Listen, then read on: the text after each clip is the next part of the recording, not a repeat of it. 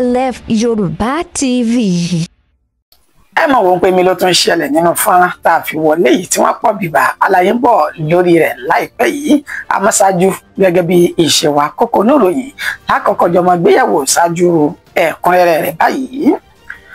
a máa gbàdúrà pé òjò ikú kò ní dá lórí àwọn oníṣẹ́ láabi agbésùmọ̀mí ní orílẹ̀-èdè Nàìjíríà o. ikọ̀ ọmọ ogun ilẹ̀ yìí tún ti ṣe ìkọlù ńlá mìíràn sí ikọ̀ agbésùmọ̀mí ISWAP àti Boko Haram lẹ́yìn tó ṣekú pa 50 agbésùmọ̀mí ní ìpínlẹ̀ Borno.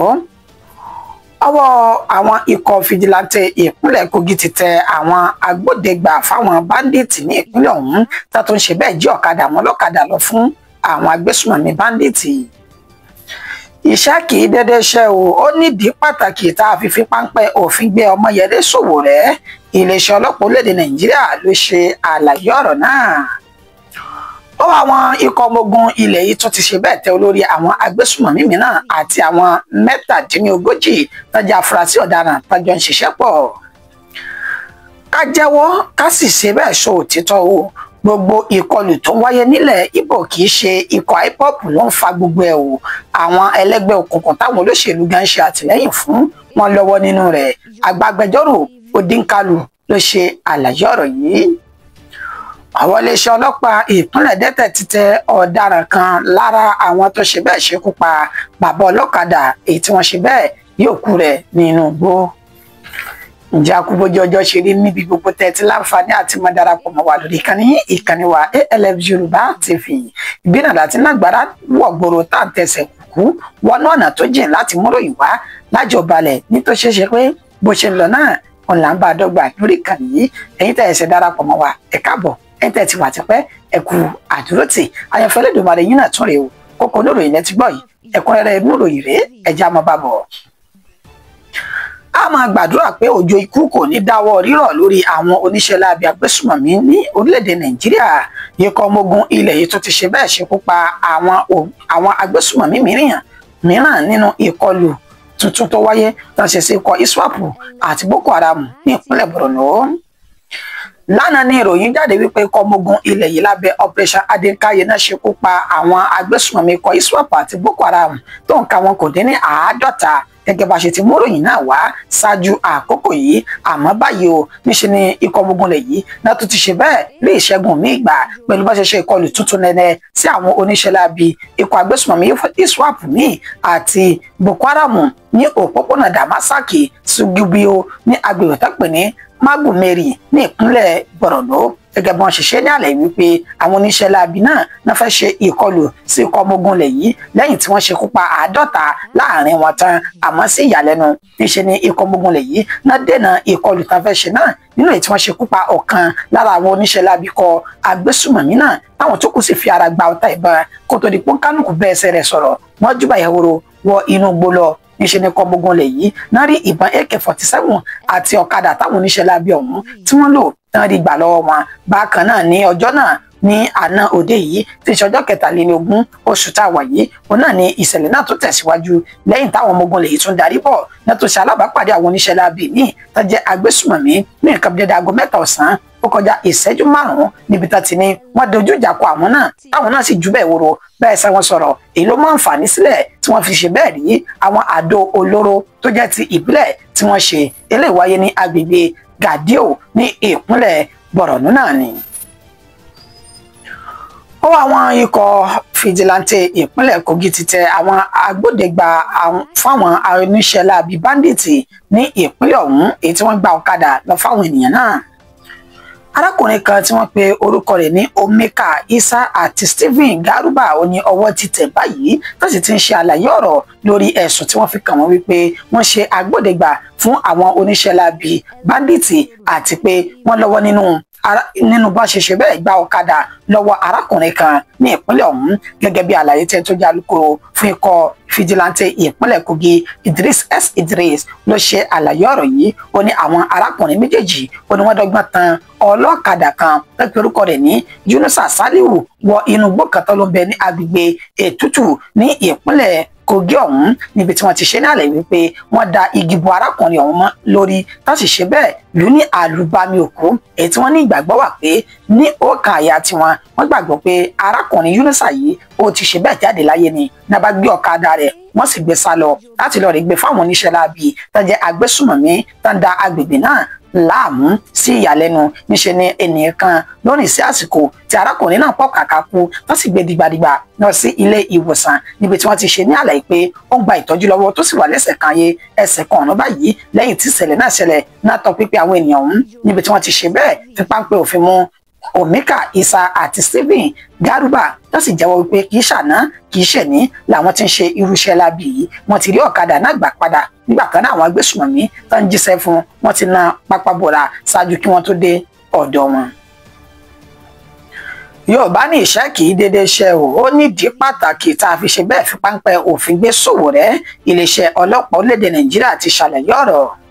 ẹ rántí pé lánàá òde yìí ti ṣe ọjọ́ 23 oṣù tá a wà nínú rẹ̀ yìí ni ìròyìn náà jáde tá a mú wá lójú mọ́wòrán ALF Yorùbá TV wípé ẹni tó jẹ́ ajìjàngbara tó sì léwájú nínú ìwọ́de kí wọ́n tú Nnamdi Kanu sílẹ̀ lọ́jọ́ Ajé ọ̀sẹ̀ tá ń lò lọ́wọ́ yìí ti ṣe 20 oṣù yìí yún Ọmọyẹlé Sowore náà fi páńpẹ́ òfin gbé ní èyí tó kúrò ní ilé ẹjọ́ gíga tó bẹ ní olúlu ilẹ̀ tí ń ṣe Àbújá lásìkò tó náà darapọ̀ mọ́ bí ìgbẹ́jọ́ Nnamdi Kanu bó ṣe ń lọ ni wọ́n fi páńpẹ́ òfin gbé àmọ́ báyìí iléeṣẹ́ ọlọ́pàá lórílẹ̀‐èdè Nàìjíríà látẹnu tó jẹ́ alukoro wọn Benjamin Hundeyin ó ṣe ní àlàyé wípé ẹ ti mọ gbọ́ awuyewuye ẹ sì mọ wò ó pé kí ni ìdí pàtó táwọn fi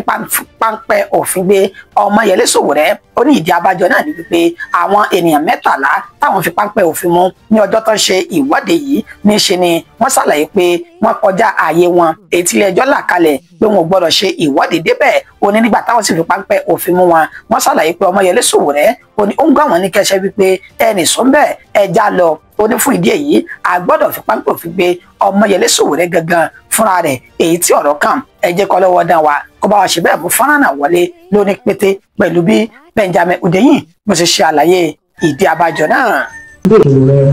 has been arrested by the Nigerian Police Force, and you would ask, why was he arrested? It is very simple. The 13 people that were arrested previously all gave their statements, and there is a constant in all of their statements. Every one of them mentions that one Omoyele Sowore led them into the restricted area in contravention of the court order. So it would be most unfair to charge some people to court and leave the person that led them to commit that more like their leader, the lead protester who told them and took them into the restricted area. And that's why in the spirit of fair play and to ensure that justice is served,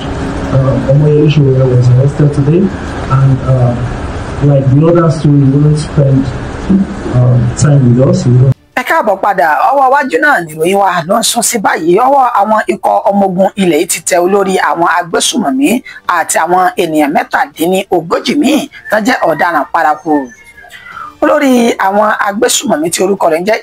Idris tọ́pọ̀lọpọ̀ tó mọ̀ sí Babawo Bado àti àwọn 37 tó jẹ́ ọmọ lẹ́yìn ìtajọ ń ṣiṣẹ́ pẹ̀lú rẹ̀ ó ní wọ́n ti fi páńpẹ́ òfin mú báyìí lógúnjọ́ oṣù kẹwàá ọdún tí a wà yìí ikọ̀ ọmọ ogun lẹ̀ yìí lábẹ́ Operation Enduring Peace ó ní wọ́n ṣe bẹ́ẹ̀ fi páńpẹ́ òfin gbé arákùnrin ògbólógbò oníṣẹ́ lábẹ́ ọ̀hún ní abúlé tó pè ní Lugere ìjọba ìbílẹ̀ Barikinladi tí ń ṣe ìpínlẹ̀ Plateau lẹ́ni tí wọ́n ní ó ti lọ́wọ́ nínú ìkọlùkọgbá ìṣekúpa àwọn ènìyàn ní ìpínlẹ̀ ọ̀hún láti bí ọjọ́ tó ti pẹ́ sẹ́yìn kó tó di wípé ọwọ́ bá tí wọ́n sì ti fi páńpẹ́ òfin gbé báyìí gẹ́gẹ́ bí wọ́n ṣe ṣe ní àlàyé pé ìbọn AK-47 àtàwọn ohun ìjà olóró míì náà bá ní àkàtà rẹ̀ bẹ́ẹ̀ náà tó wọnú ìjọba ìbílẹ̀ tó pè ní Bàṣá ní abúlé tó pè ní Sájà níbi tí wọ́n ti ṣe bẹ́ẹ̀ fi páńpẹ́ òfin mú àwọn 19 míì tí wọ́n jẹ́ afurasí agbébọn ní ìpínlẹ̀ Plateau bẹ́ẹ̀ náà sì gba àwọn ènìyàn kalẹ̀ kúrò ní àkàtà àwọn oníṣẹ́ láabi ọ̀hún. Ẹ jẹ́ ká jẹ́wọ́ ká sì sọ òtítọ́ gbogbo ìkọlù tó ń wáyé ní ilẹ̀ Ìgbò kì í ṣe ti ikọ̀ IPOB nìkan ni o àwọn ẹlẹ́gbẹ́ òkùnkùn táwọn ẹlẹ́ṣèlú tó ń ṣe àtìlẹ́yìn fún àwọn gan wọn lọ́wọ́ nínú ìkọlù náà agbágbẹjọ́rò Odinkalu ló ṣe àlàyé ọ̀rọ̀ yìí. tó jẹ́ àgbà agbẹjọ́rò fẹ́tọ̀ ọmọnìyàn Chidi Odinkalu lè ṣe àlàyé ọ̀rọ̀ yìí lásìkò tí wọ́n ní ìtàkùrọ̀sọ pẹ̀lú rẹ̀ lójú móhùnmáwòrán Channel Television lánàá òde yìí. Ibẹ̀ ló ti ṣe dálẹ̀ wípé lóòótọ́ àti lódodo àwọn ikọ̀ tí wọ́n pè fún ìdásílẹ̀ ilẹ̀ Biafra tán pè ní IPOB ó ní wọ́n gbìyànjú nínú àìsí ètò ààbò tí ń ṣẹlẹ̀ ní gbogbo gúúsù ìlà oòrùn ilẹ̀ yìí tí ń ṣe South East. Ó ní ṣùgbọ́n kájẹ́wọ́ ọ̀rọ̀ bó ṣe rí gan pàtó. Ó ní kì í ṣe àwọn nìkan ni wọ́n dá lórúkọ mọ́sápà ní ilẹ̀ Ìgbò bí kì í ṣe wípé àwọn ẹlẹ́gbẹ́ òkùnkùn kan bẹ̀ tó ṣe wípé àwọn olóṣèlú wọn ti ró wọn lágbára etí wọn sì jẹ́ kí àlàáfíà jọba ní àwọn apá ibì kan ní ilẹ̀ Ìgbò ọ̀hún. Gẹ́gẹ́ bó ṣe ṣe náà lẹ̀ pé bó ṣe lè wù káwọn ikọ̀ IPOB kí wọ́n pọ̀ tó síbẹ̀síbẹ̀ àwọn ẹlẹ́gbẹ́ òkùnkùn wọ́n pọ̀ yanturu jù wọ́n lọ. Ẹ rí wípé nínú fọ́nrán tá a fi wọlé yìí ibẹ̀ náà ti ṣàlàyé pé lọ́dún 2020 ni wọ́n fi páńpẹ́ òfin gbé àwọn ènìyàn tó pọ̀ jára yìí nínú ètò wọn ni àwọn ni ọmọlẹ́yìn àwọn ni ikọ̀ IPOB èyí tí wọ́n da omi àlàáfíà ilẹ̀ Ìgbò rú. Àmọ́ báyìí ọlọ́wọ́ ọ̀daràn yóò bá wa fi fọ́nrán rẹ̀ wọlé níbi tí àgbà agbẹjọ́rò náà tó ti tàn mọ́lẹ̀ sí ọ̀rọ̀ wọn pé kì í ṣàwọn o bí kì í ṣe wípé àwọn ẹlẹ́gbẹ́ òkùnkùn táwọn olóṣèlú tí wọ́n ń lò ni wọ́n domi àlàáfíà ilẹ̀ Ìgbò láàmúrú jùlọ. But the idea that every issue in Southeast is an IPOB issue is ridiculous. It's absolutely not the case. Let me tell you this. The biggest single issue in security terms confronting the Southeast, in my estimation, based on the work I have done on this, is, I regret to disappoint you, not IPOB. It is one word, cults, financed by politicians. All right? Now, the cults are the biggest single issue, and you don't have a clue how terrible the problem of cults in the Southeast is at this particular time. Is there a crossover between that and the IPOB issue? Possibly. But cults financed by politicians, that is the biggest single security challenge confronting the Southeast at this time. Ẹ káàbọ̀ padà ọwọ́ iwájú náà níròyìn tí wọ́n tẹ̀ sí báyìí. Ọwọ́ iléeṣẹ́ ọlọ́pàá ní ìpínlẹ̀ Delta ó ti tẹ ọ̀daràn kan lára àwọn tó ṣekú pa bàbá ọlọ́kadà ní Ìnàgbó ní ìpínlẹ̀ ọ̀hún. Gẹ́gẹ́ bí ìròyìn náà bó ṣe ti ń tẹ̀ wá lọ́wọ́ láti ọ̀dọ̀ alukoro iléeṣẹ́ ọlọ́pàá ní ìpínlẹ̀ Delta Bright Edave ló ṣe àlàyé ọ̀rọ̀ yìí lásìkò tó ń ṣe báyìí fi ọ̀rọ̀ wá ọ̀daràn kan lẹ́nu wò ètò wọn ní ó lọ́wọ́ nínú ikú tó pa bàbá ẹni ọdún 53 tó ń ṣe ọ̀kadà. Gẹ́gẹ́ bí àlàyé tí wọ́n ṣe arákùnrin tó jẹ́ afurasí ọ̀daràn tó pe orúkọ ara rẹ̀ ní Buhari Musa ó ní ó ṣe bẹ́ẹ̀ ṣekú pa bàbá ọ̀hún lásìkò tí wọ́n dá bàbá náà dúró wípé kó gbé àwọn lọ́kadà àwọn méjì ló gbé níbi tó ti ṣe ní àlàyé pé lásìkò tí wọ́n lọ òun ló náà ṣe bẹ́ẹ̀ ṣá bàbá ọ̀hún ní àáké lágbárí tí wọ́n sì ṣekú pa bàbá náà ní agbègbè tó pè ní Àgbọ̀ ní ìpínlẹ̀ Delta. Ọlọ́wọ́ bọ́tìnì wa wọ́n bá wa ṣe bẹ́ẹ̀ gbé fọ́nrán rẹ̀ wọlé tí ó mọ̀ ṣe ẹ̀kúnrẹ́rẹ́ àlàyé lórí ìwádìí tí Bright Edave èyí tó ṣe pẹ̀lú afurasí ọ̀daràn náà. Kò ní dùn kó pọ̀ ṣókí òun náà ní ọbẹ̀ oge mọ́dẹ́mọ́gẹ̀ fi lómi kọjá ìpín ìpéjú ẹjọ́ mọ́ iṣẹ́ nu mi ní dídé síbi fún ti àsìkò yìí ó ní ẹ̀ṣẹ̀ ọlọ́bẹ̀ ṣe ní tẹ́ bá wa jẹ́ ẹ̀kú àìbínú títí di ìgbà tájọ máa pàdé lórí ìkànnì ALM Yorùbá TV ire àtayọ̀ láfi máa pàdé ó dàbọ̀. We know our onions and we know how to carry out our diligent investigation. Early this month, a man was reported missing at the Divisional Police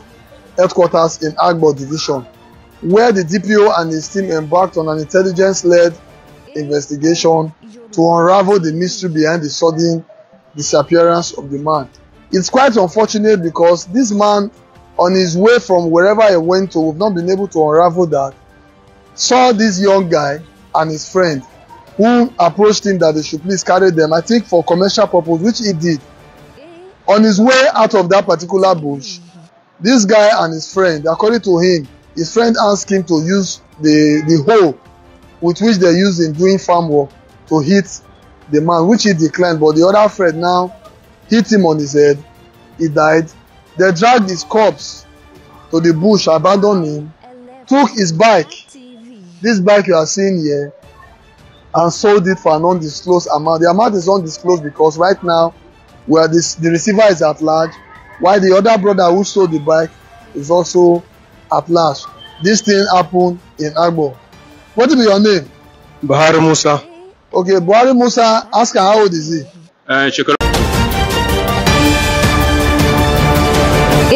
ALF Yoruba TV.